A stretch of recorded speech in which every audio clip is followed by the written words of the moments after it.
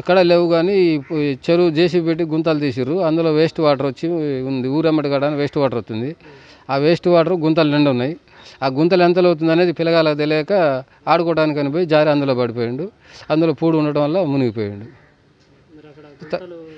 తర్వాత ఊరు పక్క కాబట్టి కేకలేస్తే తీసి బయటికి తీసేటప్పటికల్లా చనిపోయిండు.